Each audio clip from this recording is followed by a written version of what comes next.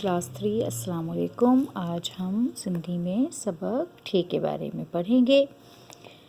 यो ठप्पो आहे, ये मोहर है, यानी जिसे हम स्टैम्प भी कहते हैं इंग्लिश में। या ठोंट आहे, ये कोहनी है। यो उठ आहे, ये ऊँट है। या ठिकरी आहे, ये टूटा हुआ टुकड़ा है। यहाँ पे आप देख रहे हैं तस्वीर बनी हुई है एक मटके की और टूटे भी है और कुछ टुकड़े नज़र आ रहे हैं, ये टिकरी कहलाता है। एक दफ़ा फिर पढ़ेंगे हम। यो ठप्पो आहे, ये ठप्पा है यानी मोहर है। या ठोंट आहे, ये कोहनी है। या उठ आहे, ये ऊँट है। या ठिकरी आहे, ये टूटा हुआ टुकड़ा है।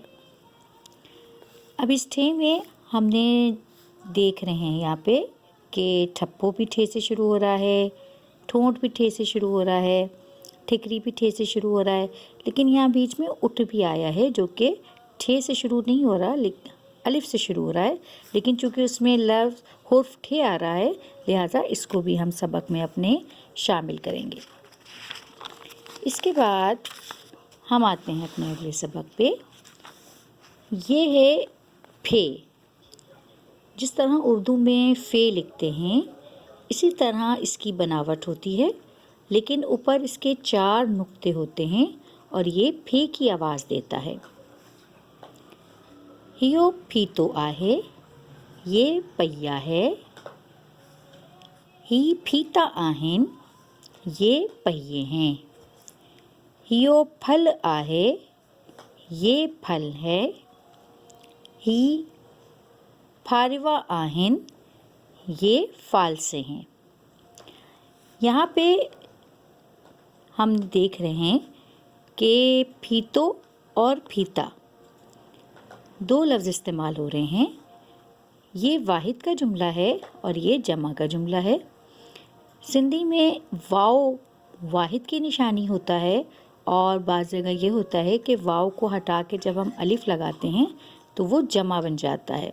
इसी तरह आहे का मतलब है और आहिन का मतलब है हैं।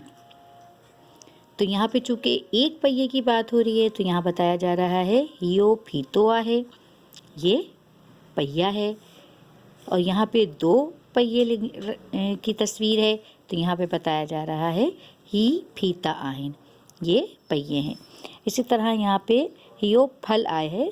सिंधी में फल को इस तरह फल भी कहा जाता है और सिंधी में फल को मेवा भी कहते हैं। और इसी तरह ये फालसे हैं और यहाँ पे बताया जा रहा है ही फारिवा आहिन, ये फालसे हैं। उम्मीद है आपको सबक समझ में आ गया होगा। अब हम इस सबक का जो काम है उसको एक दफ़ा देख लेते हैं। ऊपर सबक तो पूरा वैसे ही है जैसे कि किताब में आपको भी मैंने पढ़ाया। कुछ अल्फाज हैं जो तलफ़ुज़ के साथ यहाँ पे मायने हैं, आपको पढ़ के बता देती हूँ। उनमें कुछ अल्फाज नए भी शामिल किए हैं, जैसे ठप्पो मोहर, ठोंठ कोहनी, उठ ऊँट, लठ छड़ी, सुठो अच्छा, मिठो मीठा, ठोकर ठोकर। ये वो अल्फाज हैं जिनमें ठे से शुरू भी होने वाले अल्फाज हैं और जिनमें ठे इस्तेमाल भी हो रहा है। इसी तरह यहाँ पे फे है। फे का भी सबक बिल्कुल वैसे ही है जैसे कि किताब में लिखा हुआ है। मैं इसके सिर्फ अल्फाज मायने आपको तलफ़ुज़ के साथ बता देती हूँ। जैसे अभी हमने सीखा फीतो पहिया वाहिद के लिए, फीता पहिए जमा के लिए, फल फल फारिवा फालसे, फार फाँक। जिस तरह हम फाँक बनाते हैं, फल को काटते हैं और फाँक बनाते हैं तो जो एक फाँक होती है उसे फार कहते हैं। उम्मीद है आपको सबक अच्छी तरह समझ में आ गया होगा।